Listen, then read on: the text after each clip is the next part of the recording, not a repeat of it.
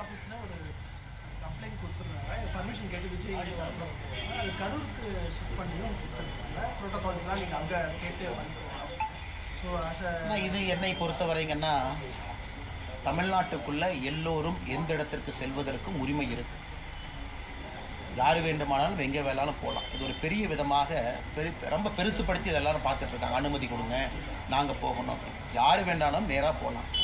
ஒரு இன்ஃபர்மேஷன் கொடுத்துட்டு தொண்டர்கள்ட்ட சொல்லிவிட்டு நேரடியாக இந்தந்த இடத்துக்கு போகிறேன்னு சொல்லிட்டு போகலாம். அதனால் என்னை பொறுத்தவரை ஒரு டிஜிபி அலுவலகத்தில் பாதுகாப்பு கேட்க வேண்டிய அவசியம் தமிழ்நாட்டில் இல்லைன்னு நான் பார்க்குறேன். ஏன்னா தமிழ்நாட்டை விட்டு கொடுக்க முடியாதுங்களா, நம்முடைய தாய் திருநாட்டை எப்போதும் விட்டு கொடுக்க முடியாது. எங்கே வேண்டுமானாலும் எந்த நேரத்தில் யார் வேண்டுமானாலும் நம்முடைய தமிழ்நாட்டில் எந்த பகுதிக்கு போகலாம். அப்படி ஒன்றும் இது இந்தியாவில் இருக்கக்கூடிய சில பகுதிகளைப் போல் அச்சுறுத்தலோடு நான் பர்மிஷன் வாங்கிட்டு போனோம் அப்படிலாம் இல்லைங்கண்ணா. அதனால் இந்த விஷயத்தை பொறுத்தவரை நான் அரசியல் செய்யலைங்கன்னா தைரியமாக போகலாம். அரசியல் தலைவர்கள் போகிறதுக்கு என்ன, ஒரு நாள் முன்னாடி சொல்லிட்டு கூட போகலாம். அவங்க பாதுகாப்பாக அவங்க தான் பார்த்துக்கணும். காவல்துறை இருக்கிறாங்க, அவங்களும் பாதுகாப்பாங்க. அதனால் திரு விஜய் அவர்கள் கரூருக்கு வரணும்னு நினச்சா அதே கரூரை சார்ந்தவன் தான் நான். ஏன்னா எங்கள் ஊர் வர்றதுக்கு அனுமதி எதுக்குங்கண்ணா? யார் வேணாலும் வரலாமே. எல்லோரும் டெய்லி வந்துட்டு இருக்காங்களே, தலைவர்கள் வர்றாங்களே. முதலமைச்சர்லேருந்து ஆரம்பித்து அண்ணன் கமலஹாசன் அவர்கள் வரை இந்த 10 நாட்களாக பார்த்துக்கிட்டு இருக்கோம். எல்லோரும் வர்றாங்க. என்டிஏனுடைய பார்லிமெண்ட் டெலிகேஷன் வர்றாங்க. அதனால் கரூருக்கு எல்லோரும் வரட்டும். யார் தனிப்பட்ட முறையில் வந்து நான் அஞ்சலி செலுத்தினாலும் வரட்டும். ஏன்னா இந்த நேரத்தில் நான் கரூர் மக்களையும் விட்டு கொடுக்க முடியாது. ஏன்னா எங்கள் ஊருக்கு வர்றது ஏதோ ரொம்ப கஷ்டம்னா அப்போ எங்கள் ஊரில் என்ன பூதகரமான மக்கள் இருக்கிறாங்களா? நீங்கள் வந்தாவே நாங்கள் பிடிச்சி பார்டரில் சாப்பிட்ற மாதிரி. அதனால் தயவு செஞ்சு எங்கள் ஊருக்கு வாங்க. யாரை பார்க்க வேண்டும் என்று நினைக்கின்றீர்களோ அந்த மக்களை பாருங்கள். ரொம்ப அன்பானவர்கள். தவறு நடந்திருக்கலாம், ஒரு ஸ்டாம்பிங் நடந்திருக்கலாம். அதற்கான காரணம் யார், அதை நடவடிக்கை எடுப்பாங்க. அதுக்காக கரூருக்குள்ளே போகிறதே ஒரு அச்சுறுத்தல் அப்படிங்கிற மாதிரி ஒரு விஷயத்தை நாம் ஏற்படுத்த வேண்டாம்.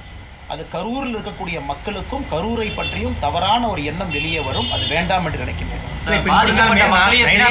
சொல்லும்போது கரூர் சொல்லும்போது ஒரு உயிருக்கு ஆபத்து ஏற்பட வாய்ப்பு இருக்கு அப்படின்ற ஒரு கருத்துமே நீ காலத்தில் நான் மாநில தலைவரான நயினார் நாகேந்திரன் நான் பேசினதை நான் கவனிக்கலைங்களா? ஐம் சாரி, நான் கவனிக்கல. என்ன பத்திரிகை நண்பர்கள்ட்ட பேசினாங்க. நான் கோயம்புத்தூரில் இப்போ தான் நேரடியாக அங்கே வர்றேங்கன்னா.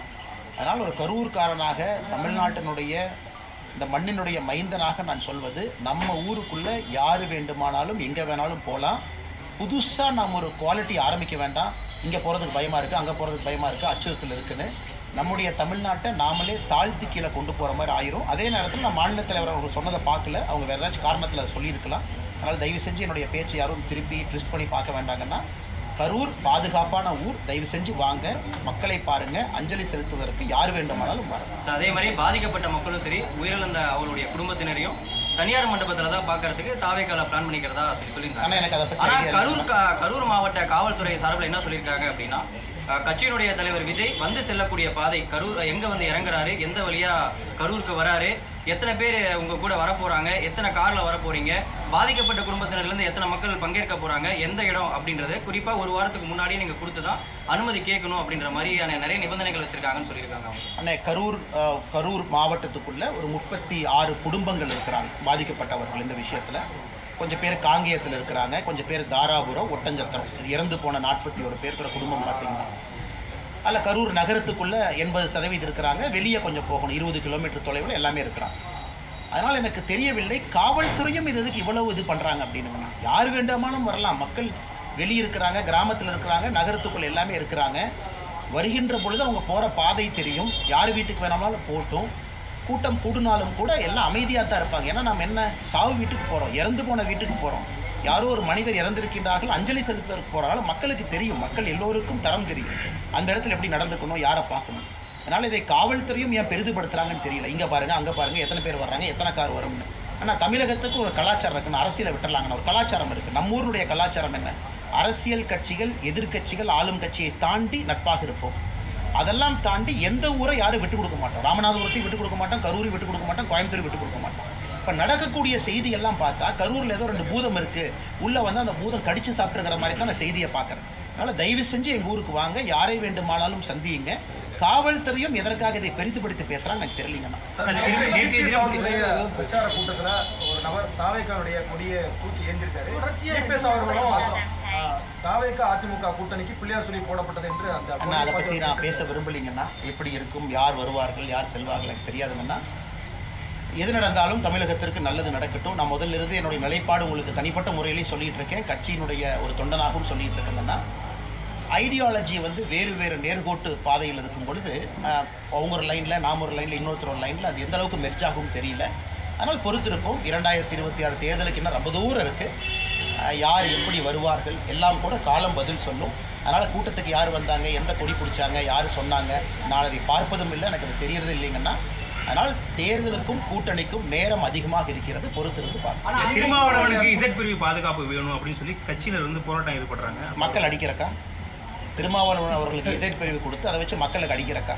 ஒரு ரோட்டில் போகிறாங்க, 2 வீலரில் ஒருத்தர் வர்றாரு, வண்டி முட்டி இருந்துருந்தா. இது எங்கள் எல்லோருக்குமே நடந்திருக்கு, எல்லோருக்கும் நடந்திருக்கு. திருமாவளவன் எனக்கு நடந்திருக்கு. எல்லோரும் ஃபஸ்ட் நாம் என்ன பண்ணுவோம், சாரி சொல்லுவோம். அவர் நல்லா இருக்காரான்னு பார்ப்போம். அவரை நியர்பை ஹாஸ்பிட்டலுக்கு கொண்டு போக பார்ப்போம். அவருடைய உயிருக்கு உத்தரவாதம். ஏன்னா நம்ம தலைவர் என்கின்ற முறையில், சமுதாய பணியில் இருக்கிற முறையில் அடுத்தவங்களை காப்பாற்ற வேண்டியது முதல் பொறுப்பு. இன்றைக்கி அண்ணன் திருமாவளவன் அவர்கள் மூத்த தலைவர். அவர் சமீபத்தில் அவருடைய தொண்டர்கள் நடந்து கொண்ட விதத்தை ஏற்றுக்க முடியுமா? ஃபஸ்ட்டு மிரட்டுறாங்க, வண்டியை பிடுங்குறாங்க, 2 பேர் வண்டியை பிடிச்சி தள்ளி விட்றாங்க, அந்த வண்டி கீழே விழுகுது. அதை நாம் பத்திரிகை நண்பர்கள்ட்ட படம் பிடித்து காட்டுறோம், பாருங்கள் இந்த மாதிரி நடக்குதுன்னு. அதனால் திருமாவளவன் அவர்கள் முக்கியமான தலைவர், ரொம்ப முக்கியமான ஒரு தலைவர், அதை பற்றி எந்த மாற்று கருத்தும் இல்லை. ஆனால் ஒரு இடத்துல அவருடைய தொண்டர்கள் எப்படி நடந்து கொள்கின்றார்கள் என்பதற்கும் அண்ணன் திருமாவளவன் தானே பொறுப்பு. ஏன்னா காருக்குள் அவர் உட்கார்ந்துருக்கார். இதில் ஆச்சரியம் அதிர்ச்சி என்னன்னாங்க, உச்சநீதிமன்றத்தினுடைய சீஃப் ஜஸ்டிஸ் அவரை அட்டாக் பண்ணாங்கிற கூட்டத்துக்கு கண்டிக்க போயிட்டு திரும்ப வந்து இவங்களே ஒருத்தர் அட்டாக் பண்ணால் எப்படிங்கன்னா. அதனால் இசட் பிரிவு பாதுகாப்பு, ஒய்சி இதெல்லாம் வந்து மத்திய அரசு, ஆளுகின்ற மாநில அரசு அவங்களுடைய இன்டெலிஜென்ஸ் டீம் எடுக்கிறாங்க. நான் சர்வே டீம் எடுத்து அவங்க ரிப்போர்ட் பண்ணுறாங்க. அதுக்கு ஒரு கமிட்டி இருக்குது, செக்யூரிட்டி கேட்டகரைசேஷன் கமிட்டின்னு. அதனால் அண்ணன் திருமாவளவன் அவர்கள் அன்னைக்கு நடந்து கொண்ட விதம் முற்றிலும் தவறு. இதை சொன்னால் நம்மளே 4 பேர் வந்து திட்டுறான், எப்படி நீங்கள் அப்படி சொல்லலாம் இப்படி சொல்லலாம். உண்மை தானே சொன்னோம். பப்ளிக்கில் நீங்கள் அடிக்கலாமா, ஒருத்தருடைய வண்டியை உடைக்கலாமா? அது எவ்வளோ பெரிய தவறுங்கண்ணா. இது வரைக்கும் காவல்துறை வந்து அவங்க சார்பில் எந்த ஒரு நடவடிக்கையும் எடுக்கல. இன்னைக்கு திருமாவளவனை பொறுத்த வரைக்கும் எனக்கு புரியல, காவல்துறை நண்பர்கள் ஏன் அவருடைய கட்சி அவர்கள் செய்த தவறுக்கு ஏன் முட்டு கொடுக்குறாங்கன்னு தெரியலீங்கண்ணா. ஸ்ட்ரெயிட் ஃபார்வர்டு தப்பு தொண்டர்கள் மீது. திருமாவளவன் மேலே தப்புன்னு நான் சொல்ல, உள்ளே இருந்தால் ஒரு கண்ட்ரோல் பண்ணியிருக்கணும். வெளியிருந்த தொண்டர்கள் அடிக்கிறாங்க, வண்டியை உடைக்கிறாங்க, இவ்வளோ பப்ளிக் நியூசன்ஸ் பண்ணுறாங்க, கெட்ட வார்த்தையில் திட்டுறாங்க. அப்படி இருக்கும்பொழுது ஒரு பேசிக் எஃப்ஐஆர் கூட போடாமல் காவல்துறை உங்களுக்கும் எனக்கும் ஹெல்மெட்டு போடணும். நீங்கள் முதலமைச்சர் அவங்க கோயம்புத்தூரில் போய் பிளெட்ஜ் எடுக்கிறாங்க, கோயம்புத்தூரில் ஹெல்மெட் போடணும், நீங்கள் வண்டி மெதுவாக ஓட்டணும், அப்படி போடணும். அதே முதலமைச்சர் அந்த பிளெட்ஜ் எடுக்கிறதுக்கு ரோட்டில் யாராச்சும் டிராஃபிக் வயலேஷன் பண்ணி கலாட்டா பண்ணால் எஃப்ஐஆர் போடுங்கன்னு முதலமைச்சர் சொல்லாமே. இன்னைக்கு கோயம்புத்தூர் எவ்வளோ பேர்த்தை சேர்த்து முதலமைச்சர் அவர்கள் டிராஃபிக் பிளெட்ஜ் எடுக்கிறார், டிராஃபிக் வயலேஷன் பண்ணாதீங்கன்னு. அவருடைய கூட்டணியை சார்ந்த ஒரு கட்சியினுடைய தலைவர்கள் தொண்டர்கள் வயலேஷன் பண்ணும் பொழுது இந்த நம்ம முதலமைச்சர் நடவடிக்கை எடுக்கலைன்னா மக்களுக்கு முதலமைச்சர் மீது எப்படி மரியாதை வருங்கன்னா. திருமாவளவன் அவர்கள் விஜயை வந்து பாஜக ஒரு கருவியாக பயன்படுத்தி திமுக அதனுடைய கூட்டணி கட்சியினுடைய சிறுபான்மை வாக்குகளை பிரிக்கிறதுக்காக பாஜக விஜய் ஒரு கருவியாக பயன்படுத்தி திருமாவளவன் ஏன் பதறாருன்னு தெரியலங்கண்ணா. ஏன் ஆதவர்ஜுன் அவர்களை கட்சியை விட்டு அனுப்பிச்சாங்க? எதற்காக ஆதவர்ஜுனோடு இன்னும் நட்பை பாராட்டி கொண்டிருக்கின்றார்கள்? நீங்களே வெளிப்படையாக பாருங்கள். ஆதவர்ஜுன் அவர்கள் ஒரு புதிய கட்சியில் போய் ஜாயின் பண்ணுறாரு, நடிகர் விஜய் அவங்ககிட்ட போய் ஜாயின் பண்ணுறாரு. ஃபஸ்ட்டு போய் ஆசீர்வாதம் யார்கிட்ட வாங்குறாரு? அண்ணன் திருமாவளவன் அவங்ககிட்ட ஆசீர்வாதம் வாங்குறாரு. அதனால் இது எப்படி இருக்குன்னா, திருமாவளவனுடைய பேச்சை பார்க்கும் பொழுது பிள்ளையை கிள்ளி விட்டு தொட்டிலை ஆட்டுவது போல் எனக்கு தெரிகிறது. அதாவது நானே ஒருத்தர் அங்கே அனுப்புவேன், அந்த கட்சிக்கு போனவரே வந்து முதல் ஆசீர்வாதம் என்கிட்ட வாங்குவார், ஆனால் நான் எல்லாத்தையும் பிஜேபிகிட்ட லிங்க் பண்ணி பேசுவேன். அதனால் திருமாவளவன் அவர்கள் வெளிப்படையாக நடந்துக்கணும். அவர் வெளிப்படையாக இந்த விஷயத்தை நடந்துக்கல. இன்னைக்கு அவர் அரசியலில் யாரோ தன்னுடைய எதிரி, தன்னுடைய கட்சி வாக்குகள் வேற எங்கேயோ போகுது அப்படிங்கிற யூகத்தில் பாரதிய ஜனதா கட்சியை திட்டிக் கொண்டிருக்கின்றார். அவருடைய கட்சியும் அவருடைய தொண்டர்களையும் காப்பாற்ற வேண்டிய பொறுப்பு திருமாவளவன் அவர்கள் இருக்கிறது, எங்களுக்கு இல்லைங்களா. உங்களுடன் ஸ்டாலின் முகாம் வந்து சமீப காலமாகவே பள்ளிகளில் வந்து பள்ளி மாணவர்களுக்கு விடுமுறை அளிக்கப்பட்டு நடத்தப்பட்டு வருது. அதற்கு ஏன் அவ்வளோ முக்கியத்துவம் கொடுக்கணும்? ஆனால் இன்னைக்கு கோயம்புத்தூரில் ஸ்டாலின் ஐயா வர்றாங்க, ஹாஃப் டே லீவ் விட்டுருக்காங்க. எதுக்குன்னா ஹாஃப் டே லீவ் குழந்தைங்களுக்கு? அவர் வர்றது ஒரு பாலத்தை திறக்கிறாங்க, கொடிசியாக போகிறாங்க, ஒன்றுமே இல்லைங்கன்னா ஒரு ஒரு ஒரு 3 ஸ்கொயர் கிலோமீட்டர் ஏரியாவில் நடக்கிற நிகழ்ச்சி. முதலமைச்சர் வர்றாங்க, ஸ்கூலுக்கு லீவ் விட்டால் தான் நமக்கு தெரியும் முதலமைச்சர் வர்றாங்கன்னு. கோயம்புத்தூருக்கு முதலமைச்சர் வந்துட்டாங்க, ஏன்ப்பா ஸ்கூலுக்கு போல லீவ் விட்டாங்க. இந்த ட்ராமாவை தமிழ்நாடு முழுசும் பண்ணுறாங்க. ஸ்கூலுக்கு லீவ் விட்டால் தான் பெற்றோர்களுக்கு தெரியும்னு. அதே தான் இன்றைக்கி உங்களுடன் ஸ்டாலின் கேம்ப்பு. இன்றைக்கி கல்லூரிக்குள் நுழைஞ்சு, இன்றைக்கி வந்து பள்ளிக்கூடத்துக்குள்ளே நுழைஞ்சு இதே ட்ராமா அங்கே பண்ணுறாங்க. அதுவும் ஆள் சேர்க்கின்ற கூட்டமாகத்தான் உங்களுடைய ஸ்டாலின் கேம்ப் நடந்து கொண்டிருக்கிறது. அதனால் முதலமைச்சர் தெரிஞ்சு நடக்குதா, தெரியாமல் நடக்குதா, இல்லை யாரோ செய்கிறாங்க பார்த்துட்டு சும்மா இருக்கிறாங்களா? இன்றைக்கி உதாரணத்திற்கு கோயம்புத்தூருக்கு முதலமைச்சருடைய வருகைக்கு அரை நாள் லீவ் விட்டதே மக்களுக்கு பிடிக்கல. எதுக்கு அப்படியே லீவ் விட்றீங்க? குழந்தைங்க படிக்கணும், தீபாவளிக்கு லாங் ஹாலிடே வருது, எதுக்கு லீவ் விட்றீங்க? உங்களுடன் ஸ்டாலின் கேம்பை ஏன் ஸ்கூலுக்குள்ளே நடத்துகிறீங்க? இது எல்லாம் துரதிருஷ்டவசமானது. அரசியல் லாபத்திற்காக பள்ளிக்கூடத்தை பயன்படுத்தி கொண்டிருக்கிறார்கள். ஆனால் நேற்று இதுன்னு ஒரு ஜிஓ வெளியிடுறாங்க. அதில் ஜாதியுடைய அண்ணே, அது ரொம்ப பெயர் தவறுங்கண்ணே. இங்கே பாருங்கண்ணே, இன்னைக்கு ஐயா திரு ஜிடி நாயுடு அவர்களுடைய பெயரை வந்து கோயம்புத்தூருடைய மேம்பாலத்துக்கு வச்சிருக்கிறார்.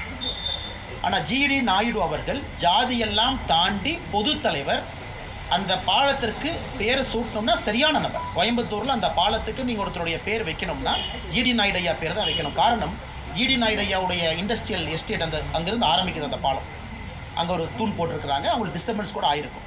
நாங்கள் அதை மனதார வரவேற்கின்றோம். ஜிடி நாயுடு அவர்கள் பேரை வச்சு அதை மனதார வரவேற்கிறோம். எடிசன் ஆஃப் நம்ம ஊர். நாங்கள் ஜிடி நாயுடு ஐயாவை ஒரு ஜாதியில் அடைக்கிறோமா? இல்லை. நீங்கள் போட்டிருக்கிற சாம்பிள் லிஸ்ட்டில் கருணாநிதி ஐயா பேரை வைக்கிறீங்க. ஏன் புரட்சி தலைவர் டாக்டர் எம்ஜிஆர் ஐயா பேர் இல்லை? கருணாநிதி அவர்களை விட சமகால அரசியலில் வந்து இவரும் முதலமைச்சராக இருந்திருக்கிறாங்க. மக்கள் நல்லது பண்ணியிருக்காங்க. அதனால் இந்த ஜிஓவே உங்களுடைய தலைவர்களை ப்ரொமோட் பண்ணுறதுக்காக ஒரு ஜிஓ வச்சிருக்கிறீங்க. அதே போல் பட்டியல் சமுதாயத்தில் பிறந்து பெரிய தலைவர்களாக வந்து யார் பேர் இல்லையே? ரெட்டமலை ஸ்ரீனிவாசன் ஐயா பேர் இல்லை, எம்சி ராஜா ஐயா பேர் இல்லை, யார் பேர் இல்லையே? ஏன் இல்லை? முத்துராமலிங்க தேவர் ஐயாவை இன்னுமே ஜாதி தலைவராக பார்த்து கொண்டிருக்கின்றார்களா தமிழகத்தினுடைய அரசு? அதனால் எந்த பெருந்தலைவர்களுடைய பேருமே இல்லை, முக்கியமான தலைவர்கள் பேர் இல்லை. இவர்கள் இந்த மாதிரி பண்ணாங்கன்னா முக்கியமான தலைவர்களை ஜாதி வட்டத்திலே அடைச்சி வைக்கலாமா? எத்தனை நாளைக்கு ரெட்டமலை ஸ்ரீனிவாசன் ஐயாவை ஜாதி வட்டத்தில் அடைப்பீங்க? எத்தனை நாளைக்கு அம்பேத்கர் ஐயாவை ஜாதி வட்டத்தில் அடைப்பீங்க? அதனால்